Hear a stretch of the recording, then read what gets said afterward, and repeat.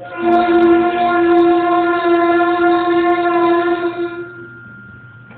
then we started learning notes and how to manipulate our fingers, and we started playing music.